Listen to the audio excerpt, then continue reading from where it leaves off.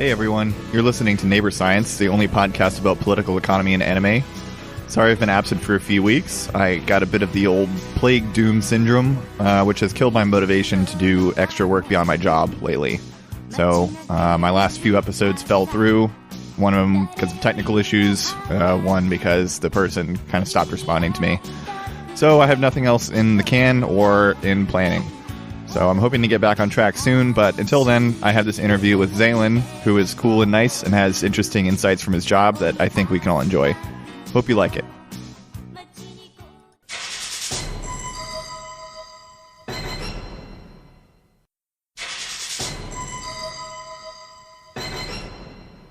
Cool. So thanks for coming on, Zalin. Do you want to just briefly explain what your expertise is, what you do, etc.? So what I do is I do corporate finance for a pharma/medical device company. On the pharma side, we make generic infusion systems products such as IV bags and the tubing for them. So administering medication, controlling blood infusions, etc. There's a lot of specialty products associated with that. And then on the medical device side, we do infusion pumps that are like electronic computerized administration of medication. So extended out over a period of times, or sensitive drugs such as morphine or any other sort of painkiller that needs to have controls on it. So, and we do a software portion of that where it basically helps nurses who are very busy stay away from mistakes, and if they input the wrong administration of a drug, it'll let them know and they have to triple check it. And it also transmits all this data to a cloud so hospitals can see what they're using, how much they're using, and it helps them kind of forecast how much they might need and order next time around. So finance and engineering, that's pretty interesting. I've never met anyone who I don't think I've met anyone in the medical industry. I know a couple people in the insurance industry, but I guess that's more of a admin side than what you're doing. Yeah, it definitely, the insurance side is definitely a lot more expansive than a lot of the manufacturing side, just for the level of bureaucracy and administration involved with that. Right. Okay. So you said you've worked on in other continents. What kind of stuff do you do internationally? Is it just one of my prior? Oh yeah, you're fine. One of my prior roles was so I didn't actually work in other continents. I did work up in Montreal, Canada, for a while at our Canada, Australia, New Zealand regional hub, just because it's part of the Commonwealth and they kind of grouped it like that. But my job basically was done remotely, and in the morning I would wake up, talk to Europe.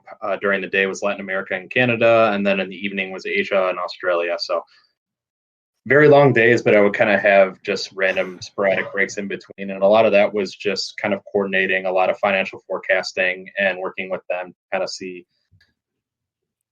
how they're ending up, some of the challenges they're experiencing with their various healthcare systems, and helping them with a lot of the financial systems to make sure that at the top of the house, we're all rolling up and we can kind of report easily. For a little while, they moved our regional headquarters of Asia to Taiwan, and they neglected to hire a replacement in time. So I was the stand-in finance manager for Asia. Do you know why they moved it? I think taxation reasons. It was based in Shanghai, and we didn't really have a whole lot of sales in China, but we did in Taiwan. So I think a lot of it was just kind of where the sales force was based. I didn't really get a straight answer on it. But I did that, which was basically managing an accounting team in the Philippines, who I love them all very dearly, but a lot of it was about 10 p.m. calls arguing with them constantly about things. And I loved every minute of that. But and then just working with the various countries and just understanding how the various healthcare systems are, because a lot of the revenue a lot of times is recognized differently in different timing as well, so you have to be aware of that. But then and then I trained my replacement based in Taiwan and kind of just helped them through. And but I've since moved on. So our 4 manufacturing plants roll up into me. So I'm kind of the messenger between the people that work at the plants up to our CFO right now, and kind of work a lot with just making sure that they're shielded. And if there's anything, I understand, having worked at a plant, I understand kind of what goes into being able to obtain certain information. And I'm part of who needs to push back and say this is an unreasonable request, or you need to give them a lot of time. And I just kind of manage expectations there. So I don't want to call it babysitting, but it's a little bit of babysitting. So does your company actually like own the manufacturing arms, or is it like contracted out to other people? Yes, we own it, and we actually contract manufacture for a couple of different companies. Okay. And I guess like, are the healthcare systems that you're dealing with, is it all, are you all providing for one? I'm not clear on that. Are you all providing for one healthcare system, or is it for like multiple countries? It's all global. It's Okay. all over the world. We're on every continent. We have offices in basically every continent. Okay. And So it's not just like the supply chain is in other countries. You're actually doing business with them as well. yeah, so we deal a lot of different countries, and it depends on the country. Have distributors that we deal with, and I can go into kind of how that distribution structure works globally a little later. If you Okay. want. Does that include like, public healthcare systems like the NHS, or is it just the like privatized parts? Okay. It does. For example, I mean, despite them being who they are, one of our biggest customers in our Europe, Middle East region is the government of Saudi Arabia. Right. Because it's all government-owned hospitals. So it's things like that. It really does depend on the country, though. Yeah. So I guess one thing that maybe a lot of people don't realize is even if you have like a public healthcare system, there's still huge parts of it that are sort of privatized and are contracted out to, to businesses. They have to provide supplies or run hospitals or things like that. So that's interesting. All right. And kind of the reason for that as well, if you think about it, is that a hospital deals so extensively with everything that they're going to need, from drugs to supplies to kind of what we're seeing right now with the pandemic, managing all these different things. And really where the supply chain companies come in is that they have relationships with all these different companies, and they manage what they think and basically manage orders through them so that they have more materials on hand and can be responsible for helping people out and getting what they need. Because basically a hospital would have to have an absolutely gigantic product management support staff if they had to go reach out to each company and say, okay, I need this much, because a lot of companies only make a few things. So you would have hundreds and hundreds of companies you'd have to deal with on a daily basis. So that's why the supply chain and the distributors exist the way they do. Or they would have to have their own supply chain. Yes, which we complain about bureaucratic costs now. It would be unmanageable. Yeah. Okay. Can you explain like some of the financial instruments that you deal with? Preferably in vulgar English so that we can all understand. So I think I put down, so I forecast and manage our capital, which is essentially our large machines that manufacture, or we have a giant warehouse we're building to save money in our supply chain. That's part of capital, and just various things around. And really what that comes down to is managing cash flow. So cash out the door, which is important, especially in a pretty uncertain time right now, because I mean, if you don't have cash, you have to take out debt. And if you can't pay off your debt, declare bankruptcy. That's kind of the simple way to do it. So I kind of track and report pretty much how much cash we're spending on a lot of these big projects, and kind of, I want to say maneuver, but poke at it every single month or even once a week to say, all right, can we move some stuff around in order to hit this certain thing? Because in reality, what happens is that the top of the house comes in and say, we want it to be this number. And it's kind of my job to take the answer and come up with the question. And it's not necessarily how I would do it, but that's kind of how a lot of corporate finance runs. Gotcha. So like if you did have cash flow problems, who would you be borrowing from? Would it be like a commercial bank or? So you have your investment like JP Morgan, Okay. things like that, Goldman Sachs, and they kind of do a lot of things. They negotiate, like if you're trying to negotiate mergers as well, they provide a lot of the legalese and financing for that, and they do a lot of different things there too. So we currently are kind of on hold as far as that goes, so we don't really deal with them a whole lot. But yeah, if you were hurting for cash and you have to be able to pay your suppliers, and yeah, you would issue a debt note. And a lot of companies have what you call a rotating debt. I guess you call it a revolver, but they kind of have the terms reserved. So if you need it, you activate it and you essentially get that liquidity in there, which is basically just cash on hand.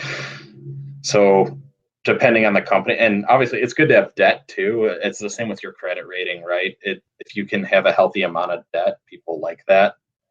Whether that's right or wrong, it's kind of up to your opinion, but a lot of companies keep a rotating debt covenant just for that reason. That wasn't too much jargon there.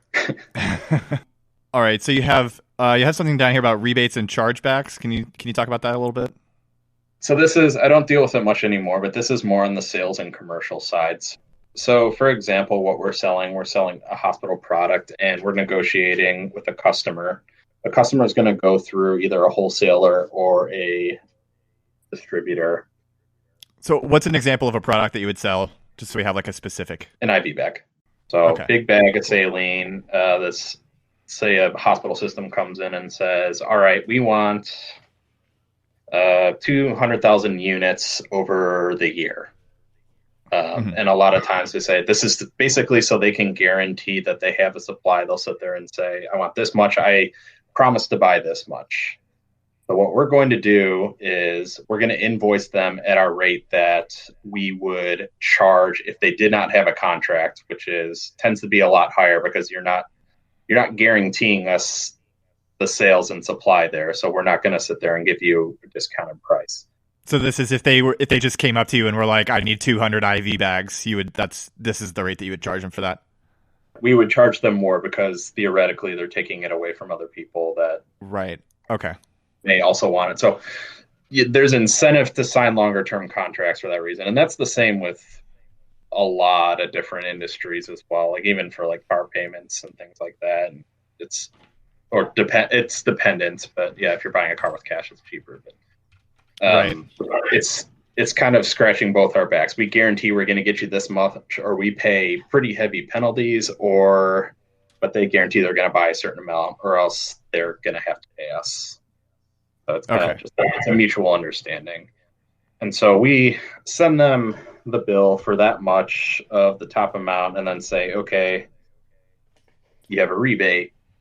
It's going to take you down. We essentially pay them back the money. They pay us the full amount. We pay them back the money pretty much. I'm not sure what the turnaround time is now because it changed depending on how competent the accounting staff is. But about a month later, you pay them back and just say, okay, you actually paid it at $8 a bag rather than 10. That's a made up price. That's not actually how much it costs. But they get that credit back. And so there's just kind of a constant movement there. So it's important to really kind of see the timing and not get hit with surprises in terms of what you're paying back, especially with big hospital systems.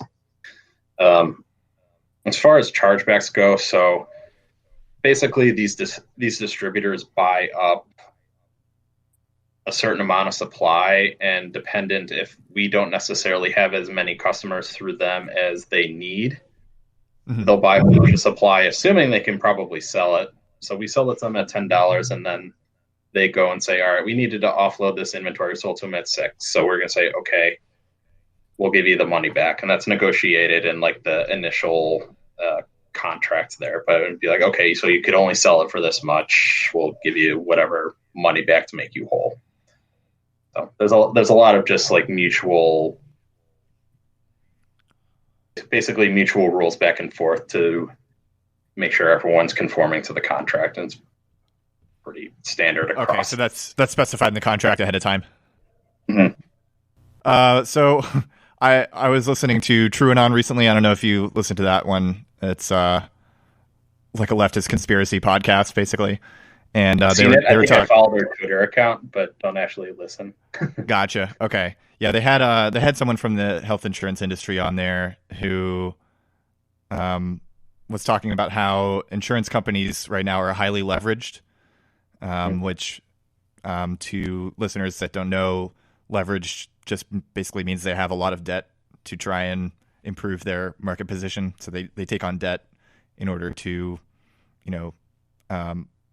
hoping that they are going to take over larger parts of the market and get more revenue later on, so that they can pay off the debt and make it worth the attempt.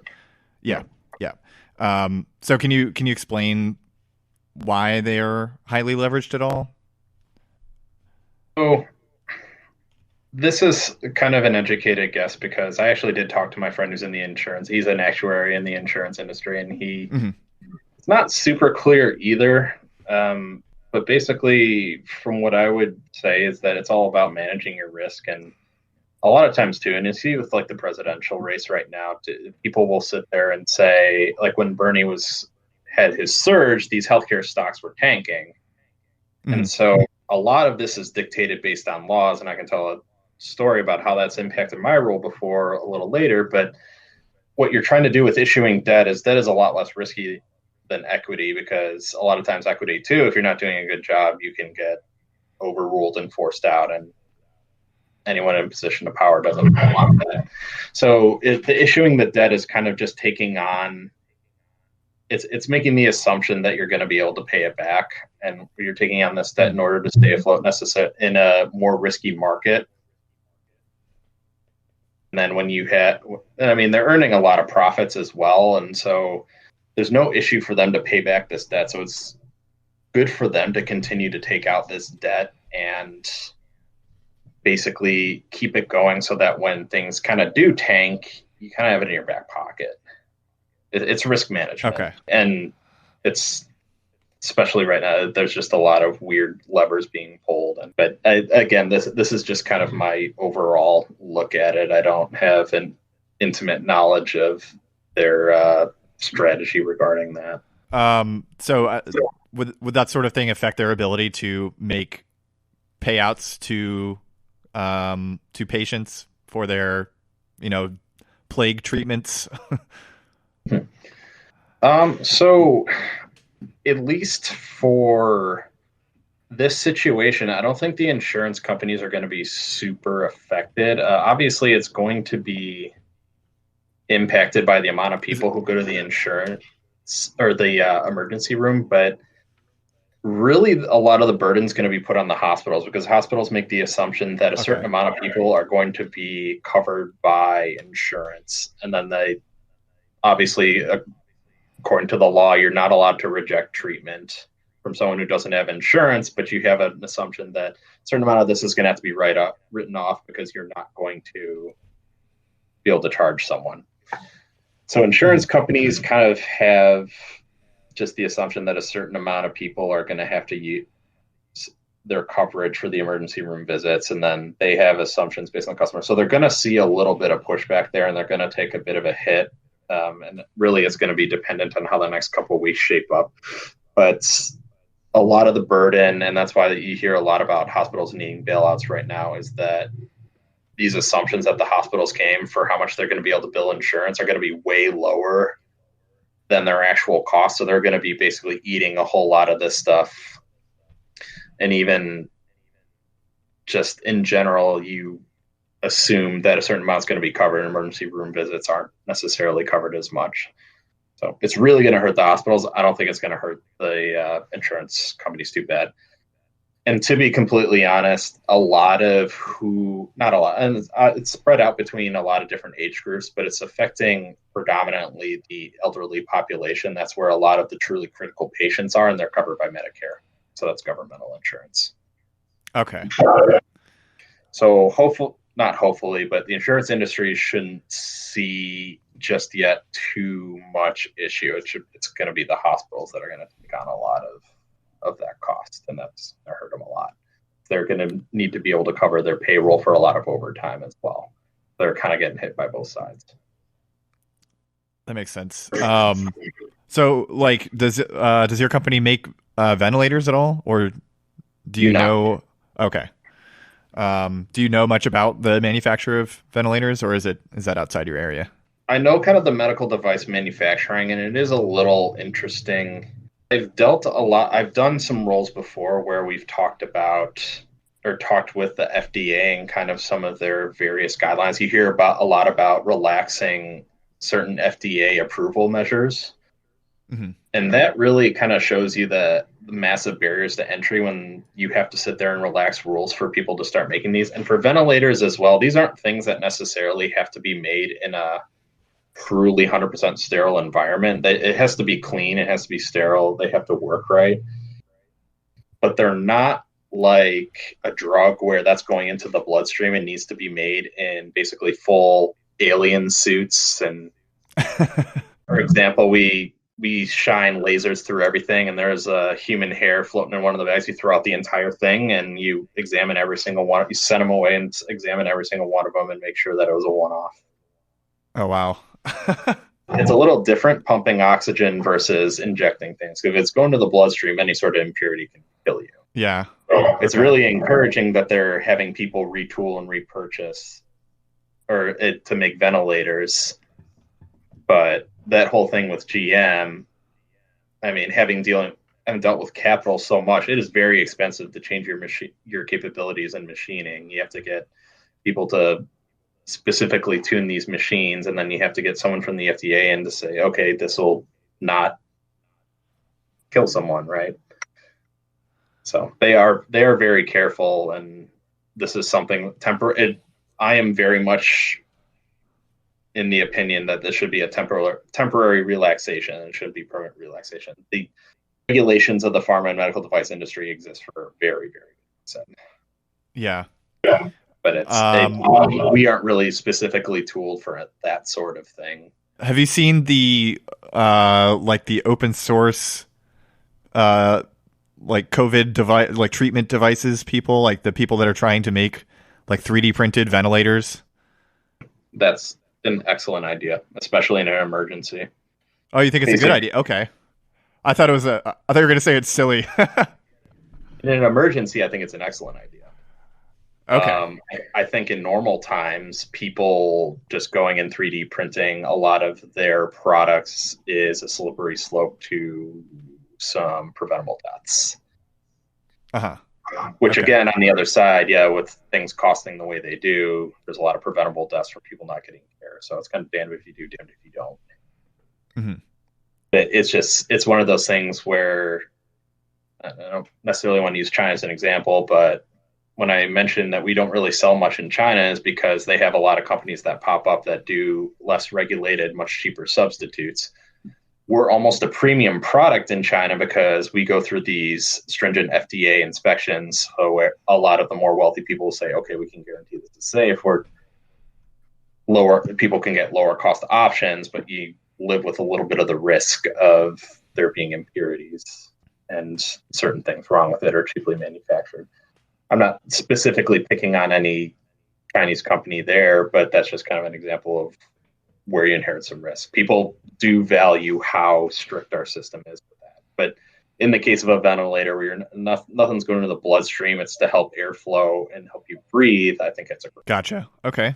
Do you know, I guess there's other stuff that is lacking in supply right now as well. The masks and I think gloves are in pretty short supply as well. Do you know much about that?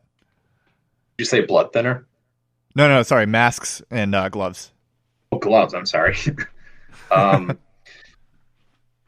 mean, basically, kind of what I understand is this is something we've taken for granted for a long time. We didn't think we'd have to have exorbitant amounts for a long time. On the plus side, it's something that's pretty easy to make and crank out, and other companies can adapt their machining to do so. Obviously, you need to have companies that are a little more tailored to that. You're not going to take like a Caterpillar who makes giant machines and all of a sudden have them making masks. It's probably just not. Yeah, I saw something recently that was like a guy who owns a like regular textile business is retooling for making masks. Yeah, and that's the whole thing. Is while you do want to get as many as possible, there's some companies where it's just really not worth it. You're going to be wasting more time trying to get them on board than just find someone else, and like someone with a textile business, just have them start making them.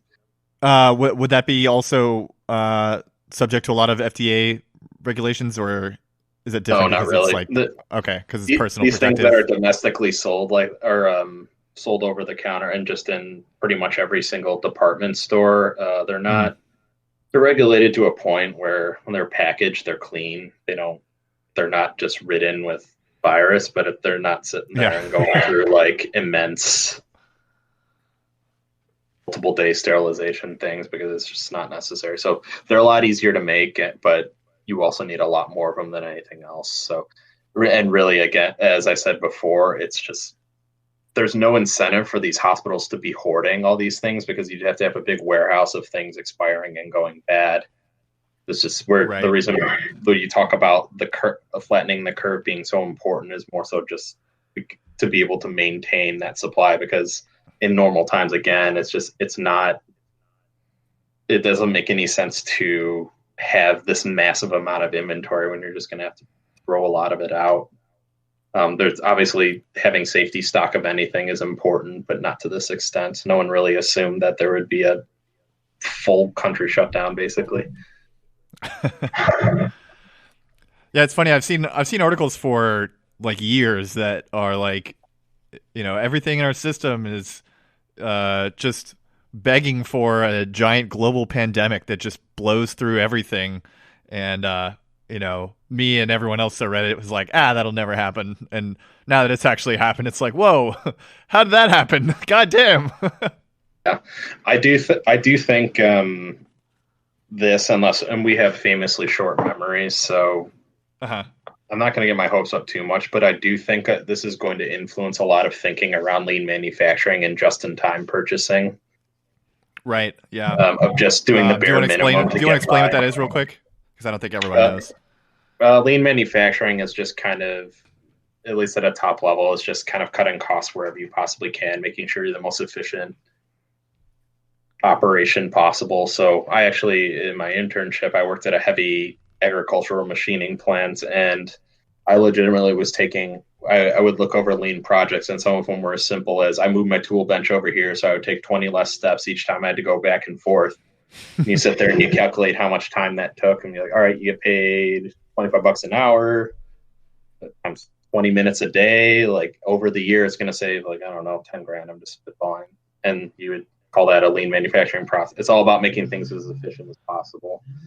Where that really kind of starts to hurt you is when you start running bare bones inventory, like such as these supplies, and not really tool to manufacture massive amounts of these things in a very short amount of time, which not to sit here and defend everyone, but if you were running a company, you wouldn't really want to be manufacturing 24/7 and then shutting down. You wouldn't be able to retain a workforce. You want to keep things going at least at a semi-consistent rate to be able to put it like that.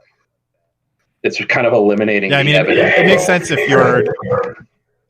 It makes sense if you're running the numbers, but I guess if you're not governed entirely by the numbers, then you might think it doesn't make America, a lot of sense. We're governed 100% entirely by the numbers, right? So there's a lot of companies here that are operating on bare bones and cutting, and then now we're coming back and everyone's coming back and saying, "Oh, crap, we're screwed." So, and then just in time, I think I mentioned just in time as well. That's essentially purchasing just as enough as you need to get through like the week, and then having a constant inventory flow. So when the supply chain gets affected like it is now, people are in trouble. And that's why you talk about, and good on the grocery. So that's why we had empty shelves for a while. Yeah, good on the grocery companies. I think they're doing a pretty good job right now, and the people who work for them are heroes. And the couple times I've gone in, people have seemed near tears. So they are they are not getting paid enough. That's for sure. Yeah. Yeah, my girlfriend went in today, and she said that they had got everything pretty well stocked, actually.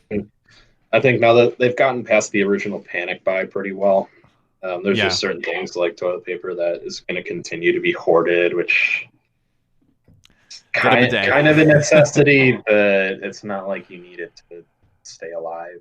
So Right. Jump in the shower and wash your ass. yeah, everyone loves doing that. Yeah. Okay.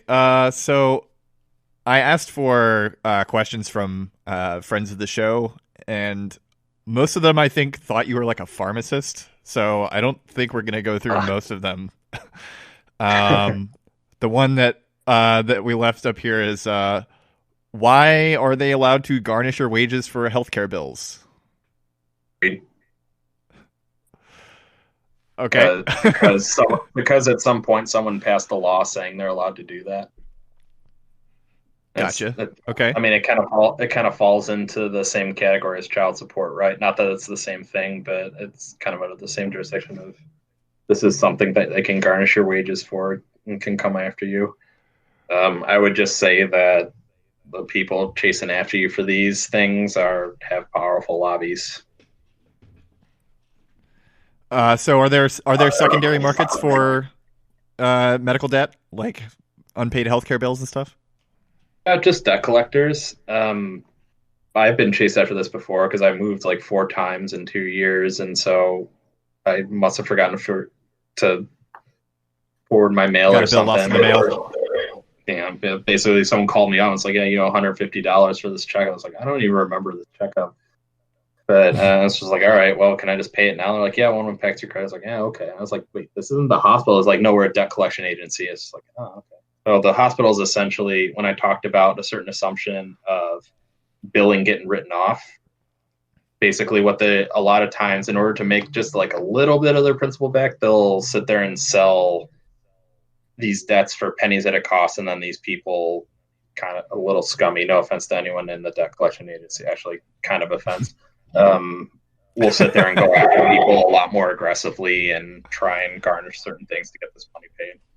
And I think there was actually, like him or hate him, a John Oliver segment on that where he bought up a bunch of medical debt and paid it off. Oh yeah, I think I saw that. Yeah. Because they just sell it off because with the hospital they're like, we need money any way we can. A lot of nonprofits are trying to say this flows and be like, all right, well, I'll sell you this debt for $10 on $1,000 debt, and the people go like, all right, well, I paid. That's a hell of a return. I may as well go after it. And if you hit on like 1 out of 50, you're still making a hefty profit.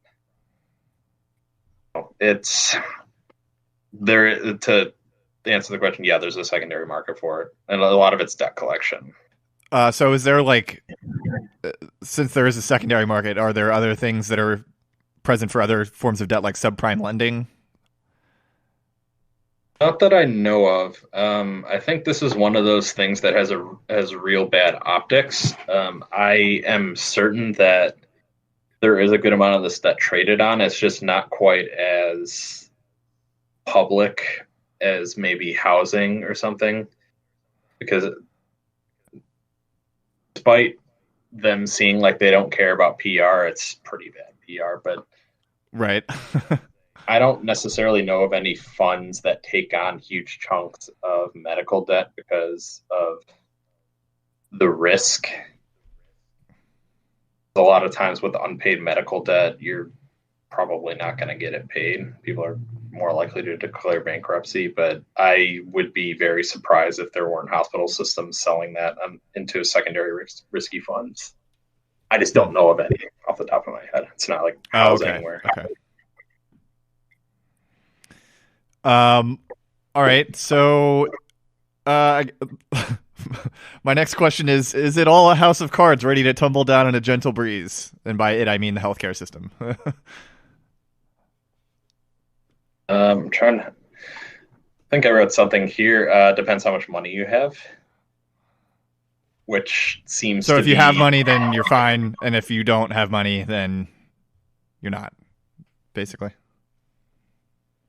I mean, that's how it's been for a while, right? Yeah. It's from that I guess perspective. what I mean is like, is there a chance that that hospitals will like not be able to treat people that can't pay, even if they are like legally compelled to, or like will hospitals be like The shutting bigger down risk maybe? is the bigger risk is the hospitals not being able to pay their employees, which Okay. would be an absolute. When I talked about earlier about the certain estimation of risk of people not paying their bills, and that's going to skyrocket, and the hospital's going to have to pay all this overtime they didn't budget for. Um, Really, and again, not to beat this in the ground because everyone else is, but flattening the curve is incredibly important for the fact that we just do not have the infrastructure for the amount of people that are going to be going to the emergency room. And it's not even necessary. I don't think it's really a black mark on any one industry besides maybe the fact that we acted way too late. But for example, my company is that we're already operating with a lot of these very important things at nearly 24/7. I was part of a project. We knocked down our downtime for maintenance from 8 hours to 4 hours just to squeeze more volume out, which long term probably isn't the greatest idea, but it's necessary right now. And to basically say, people would be like, well, why can't you just make more? It's like, well, it's not that simple, right? You can't really increase 24/7. Right. So, and we kind of go based off of historical ordering. We have capacity for disasters. Like when there was the hurricane, there still was a shortage because one of the main suppliers of the market went out, but because they had a plant in Puerto Rico. But at the same time, it's just not, especially if you're a for-profit company, it's just not smart to sit there and carry a bunch of stuff you're gonna have to throw out and no one's gonna buy until disaster hits. It's just it is what it is. It's a disaster. So I guess I don't have necessarily too good of an answer on how you can plan for a lot of that. Besides, you need to smooth out the rate of infection. So like, I guess this is kind of random, but like, what happens when an IV bag expires? Like, how does it expire? Probably use it still. We probably so it's like a best by date, not an expiration date. Yeah, but the thing is with the medical industry being as litigious as it is, if somebody dies using our IV bag that happened to be expired, they're going to try and get you for that. Right. I would say because you make the bags a certain amount of biodegradability because it's a lot of plastic that you're using. Mm-hmm. I would just say with anything plastic, it's like keeping a bottle of water in your car. When you say after a certain time, you probably shouldn't have it because some of the plastic will just naturally seep in.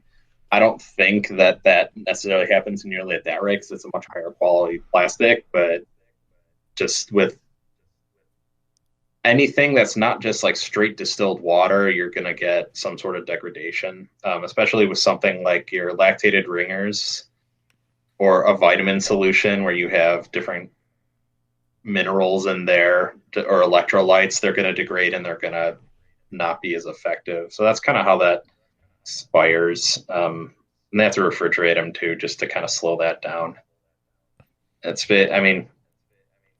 To summarize it simply, I would say it's the same thing as why bottled water expires, but just a lot quicker because it's a lot more pure because it's going into your bloodstream. It's not like something you're drinking, which we eat and drink some really truly horrific things.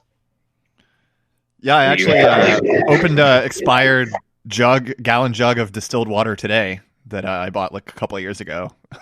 So.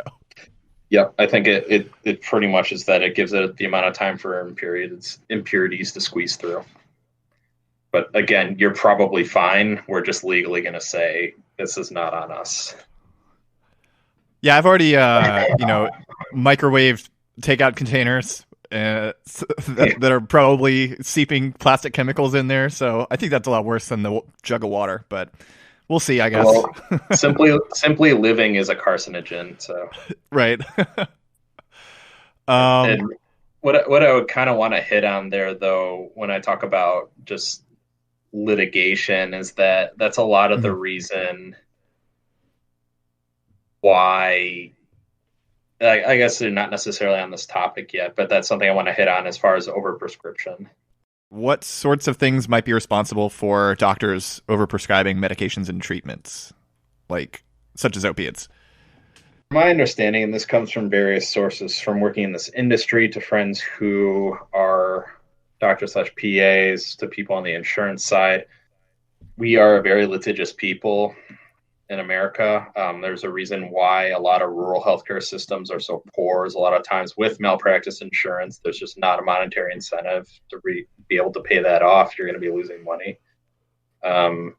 When medicine, a lot of what you're making from medicine is an exact science. Treating someone is not exact. It's a lot of times a best guess and kind of eliminating possibilities in order to get the best treatment possible. So people will die, especially if you're high risk, like you have pre-existing conditions. Sometimes it just doesn't work out, especially in surgeries. But that's when people go in and say, well, what went wrong, and say, well, we don't know. It's like, all right, well, we're going to sue the person for the drugs. We're going to sue the doctor. We're going to sue the hospital. We're going to sue everyone in order to try and get something to stick.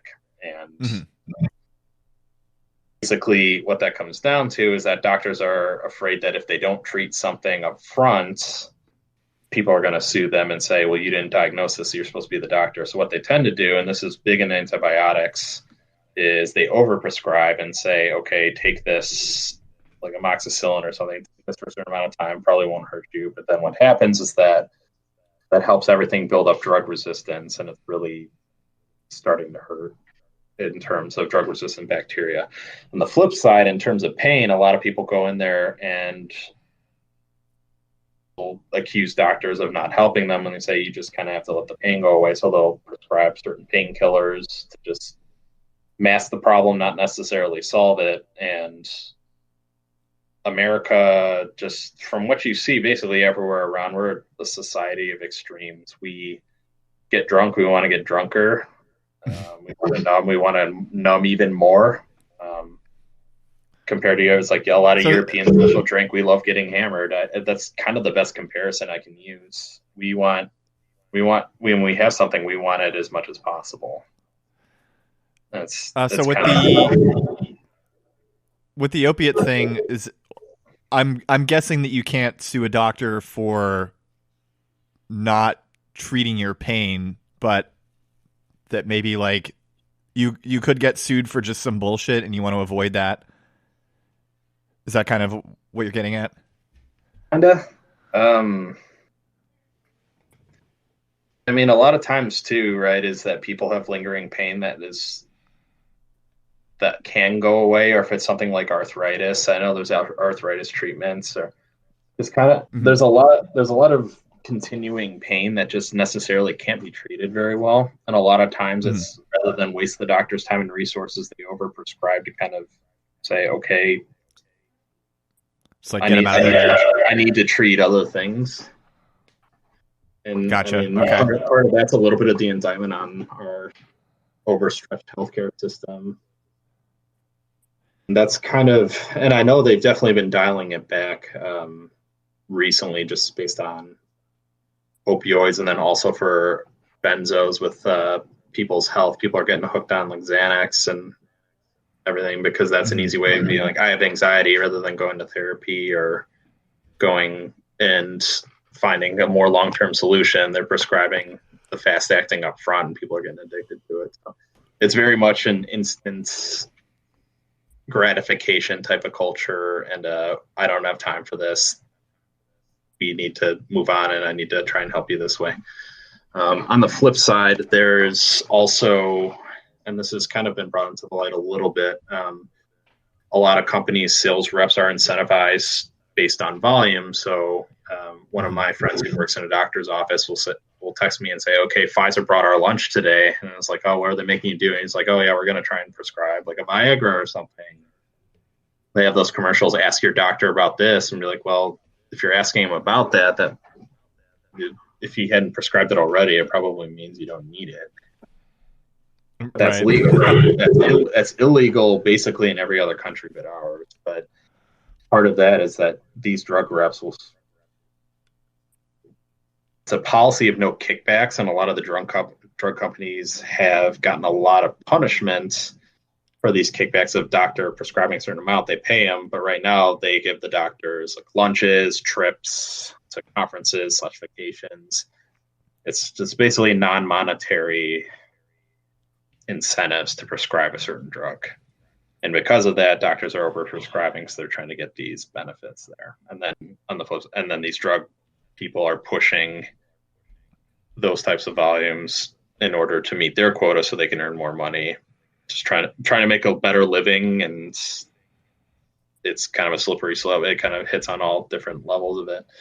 And that's really kind of what happened with opioids, right? It's just kind of pushing it, not talking necessarily about the side effects, and just saying, prescribe this as much. It's a miracle drug. In reality, it was pretty harmful. And that's to say, like, opioids have a very important use in medicine.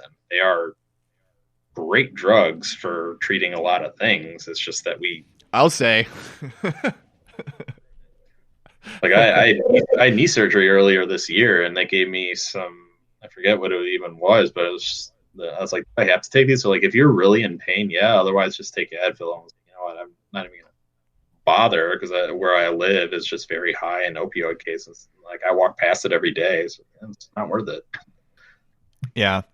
One thing I did find, one of the few bits of research that I did for this episode, normally I do a lot more, but for this one, not as much. But I did find that the NHS has been accused of fueling an opioid crisis in the UK, which, like in the US, disproportionately affects poor and racialized communities.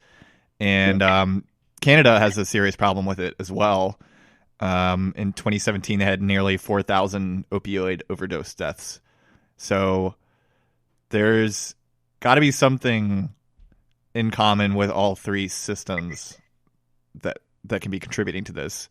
So I guess it's not completely just the evil for-profit healthcare system that we have, but I mean, like we already went over, even if you have a public healthcare system, there's still privatized aspects. So maybe some of the stuff you're talking about still is happening there. And what I would kind of venture a guess too, because you see, obviously the opioid outbreak is everywhere, but really where it's hit hard is where a lot of economic strife has happened. Mm-hmm. So a lot of times you can attribute boredom, people who are just not necessarily in good health, don't have a whole lot going on, and corruption. Like, what was it? Just the massive amount of prescriptions going through West Virginia. There's not much going on there. The coal mines were shutting down. People had nothing better to do except sit there and take it. And you get people who have enough monetary incentive to falsely prescribe it. It's hard to really keep track, but yeah, that is one of the biggest components of addiction is, deprivation, essentially. People don't really get addicted to stuff unless they are deprived in some way, usually of basic needs or social interaction or things like that. And people are still getting surgeries and everything in these healthcare systems, like maybe a knee surgery or some ongoing pain. They're getting prescribed this because they really do need it. And if you have an addiction trigger in your brain, a lot of times they're going to say, "Oh, well, my pain's still going," when in reality it's not, and they're going to say, "Okay, we'll keep prescribing it," not assuming an addiction. And then that's kind of where you hit the slippery slope into heroin, which I think in the UK heroin's pretty bad, right? Yeah, especially in Scotland, I think. Yeah, so people sell it too, just like any other drug.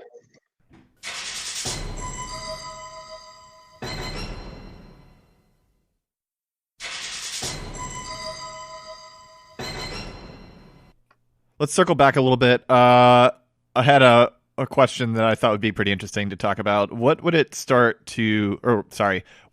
to start a business or co-op that manufactures insulin or antivirals or something like that? Like, what are the major obstacles to it?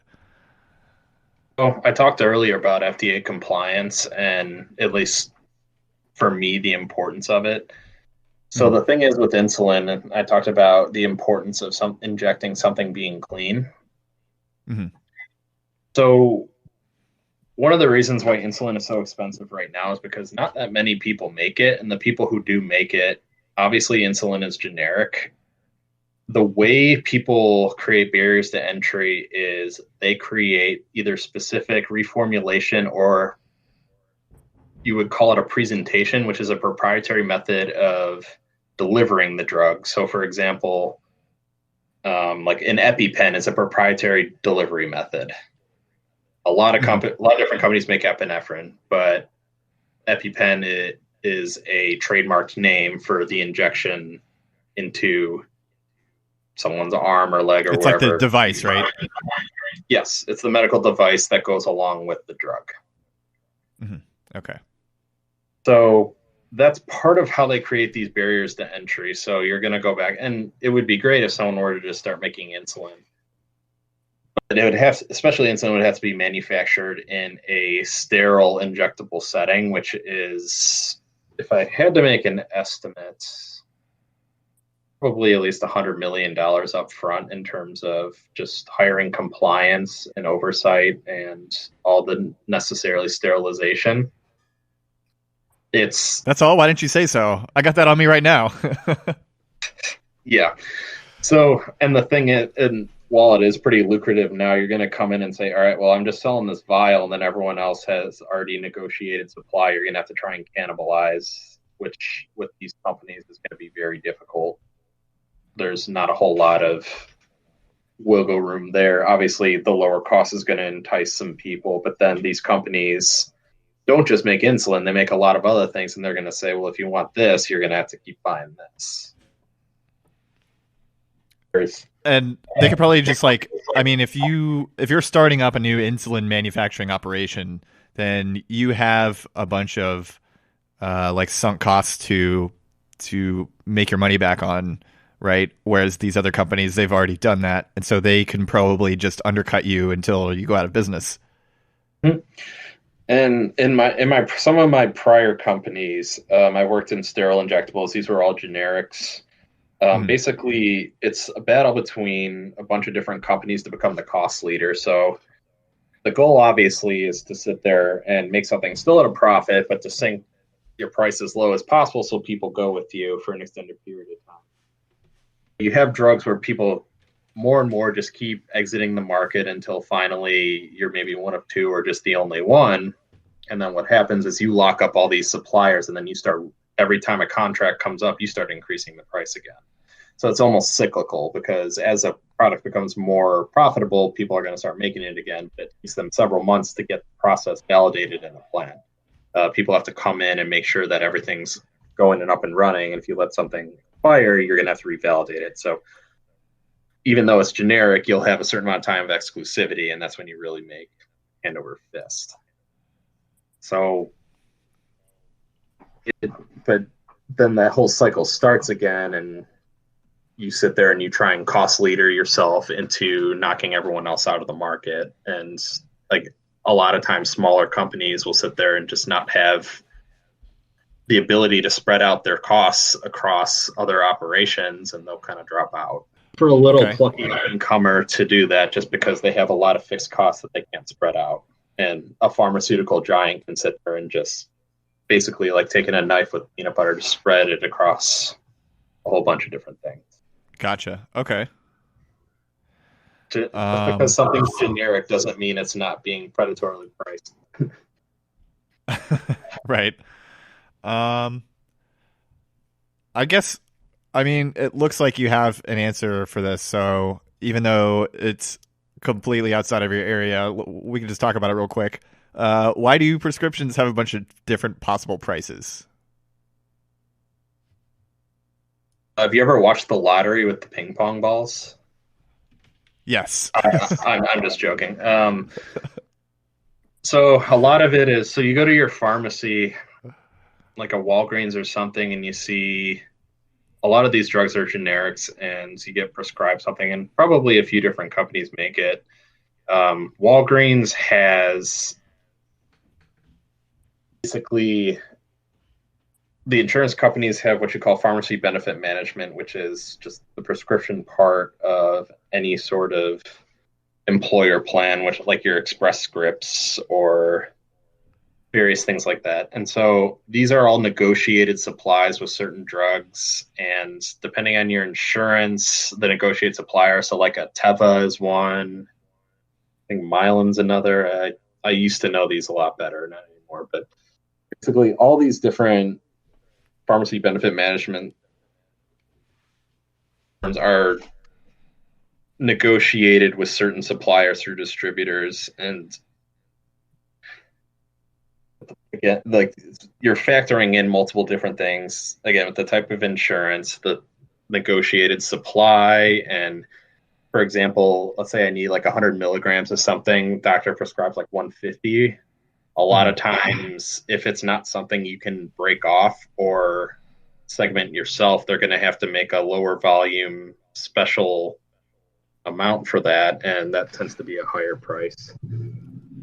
So there are a lot of different factors in it, and really, I guess to summarize it, it amounts to it just being a complex and bad system. Okay. I mean, I've had prescriptions, like I've had my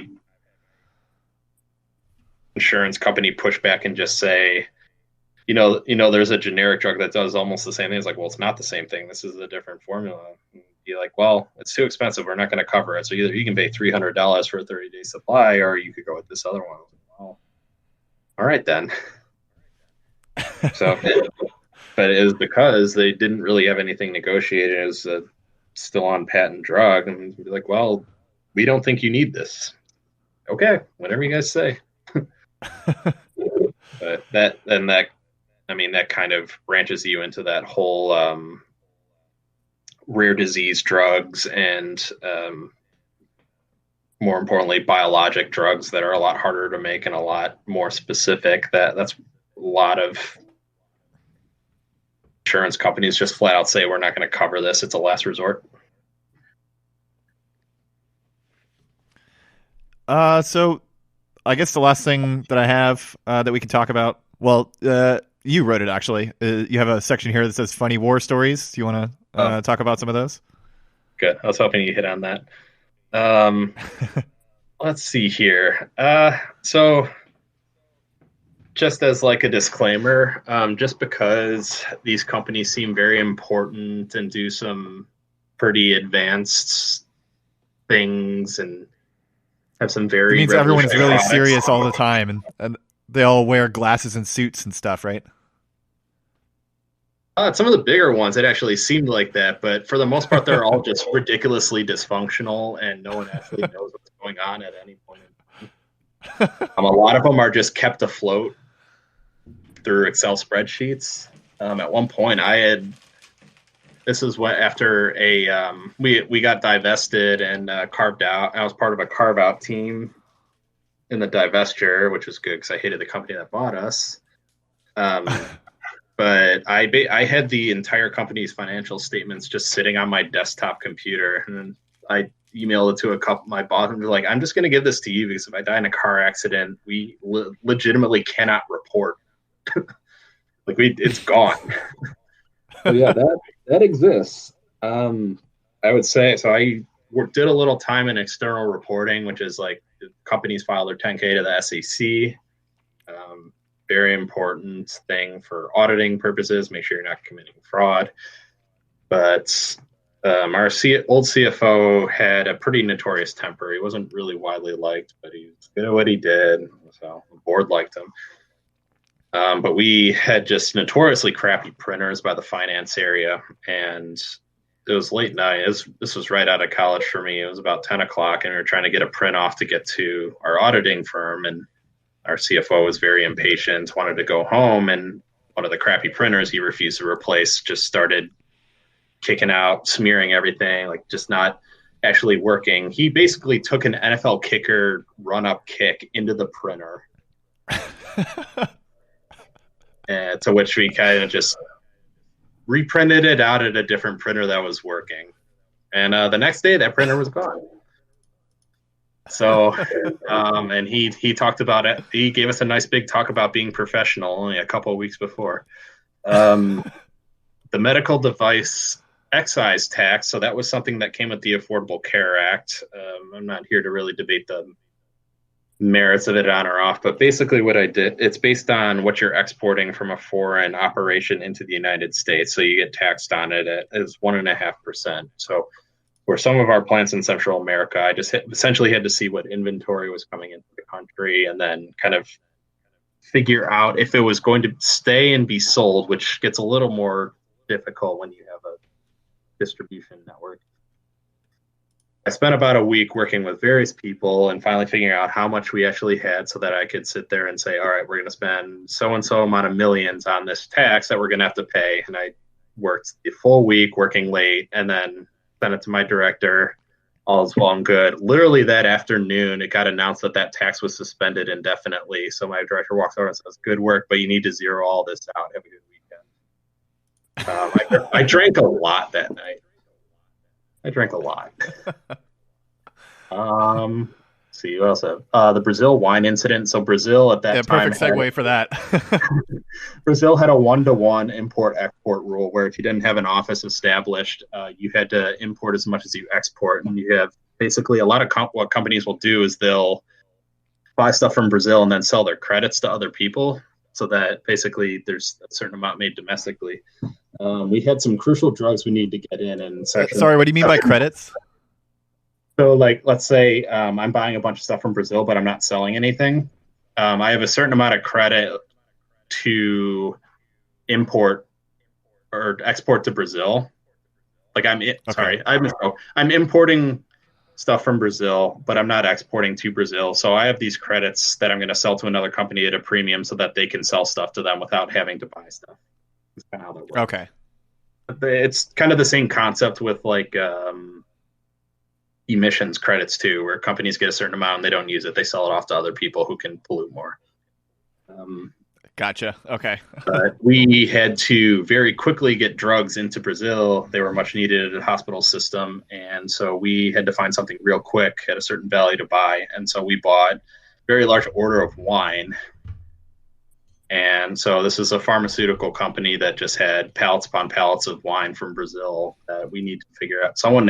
Some salesperson had to go and figure out to sell it to someone. But I think we just ended up taking a loss and selling it to someone on the cheap. But yeah, we were buying alcohol for a while so we could sell in Brazil.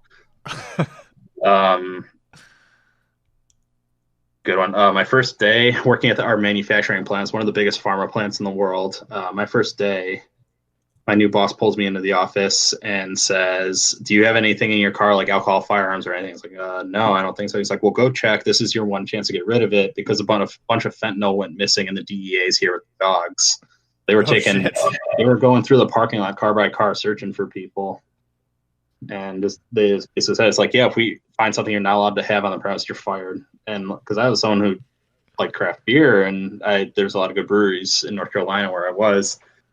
And so, like, I would buy, like, bombers when I'd go past the place and then just toss them in my trunk and get it out of my car when I remember. And so I had to go and check to be sure, because I would have been fired. They never found the fentanyl. A couple of people lost their job over that, and probably rightfully so, because that is dangerous stuff. There's a story that my mom always tells that's somewhat similar to that. The first day that she moved to LA, she was like bringing she was having the movers like bring her stuff into her apartment, and she hears a bunch of commotion and she turns around and there's like a fucking SWAT team blowing in someone's door to raid them. And she's like, what on earth did I do? What kind of decision did I just make? Like before swatting too, is probably legit. Yeah. This would have been like the probably 70s. Okay. Yeah. Jeez. Yeah. That's nothing says hello like that. Let's see. I guess another. I was in charge of flavored raw materials. That was the one that interested me. I was in charge of raw materials. So standard cost is basically like you do a bunch of analysis to establish how much one thing will cost. So I had about 15,000 different materials that I had to do cost for, and I was kind of just looking through. A lot of them aren't necessarily active, but something caught my eye. One was caramel flavoring and one was wintergreen flavoring. And this is a plant that manufactures only injectable drugs. So I was like, okay, that's a little weird. And so my entire time there, I was only there in a 6 month temporary stint. I was asking people who had worked there forever, just asking and asking and asking. And my second to last week, I finally ran into someone who was like had been there for 40 years. And I was like, you wouldn't happen to know this? He's like, because it was established during the AIDS epidemic as a backup emergency site for oral AIDS medication. And so that old financial system, green screen, where you just typed everything, was still in existence. And those products from basically the AIDS epidemic in the 80s were still in the system. And I still had to plan standard costs for them, even though very clearly that wasn't going to be the case anymore. But according to compliance, I had to still plan for flavoring for oral AIDS medication. I was just like, what is the point of doing this? He's like, well, just do it. So I was like, well, I guess I don't think this company exists anymore that would supply. I was like, just my boss kind of had enough of me at that point. It's pretty great. I mean, I guess I alluded to like the merger and acquisition and carve out. I just do a really quick one, but it was a pharmaceutical giant. I'm very glad I don't actually work there. They made it very clear where I worked. So they didn't want any part of it. So they sold us pretty quickly to a much better company. But all the people who were retained in marketing, it was very clear. And they were basically at least twice a week from the steakhouse by where our office was. We're getting catered lunches. So there'd be like steak sandwiches, super nice salads. They would never eat all of it. And so I would have a late breakfast. And then right when they all went to their meetings or back to their desks, we as a finance group would slowly move down and just I ate cold steak sandwiches for lunch and / dinner as we were working late for weeks and weeks and weeks, just leftover disgusting catering that the marketing team left. I'm not proud of it, but it was my way of taking any sort of money from there, because they told our part of the business, freeze everything. You're not allowed to go out to lunch or anything, because they were trying to sell us. So we took all the leftover steakhouse stuff, and I have no regrets to this day. I've done a lot worse than that, trust me. Yeah, I mean, the free meal was nice. But yeah.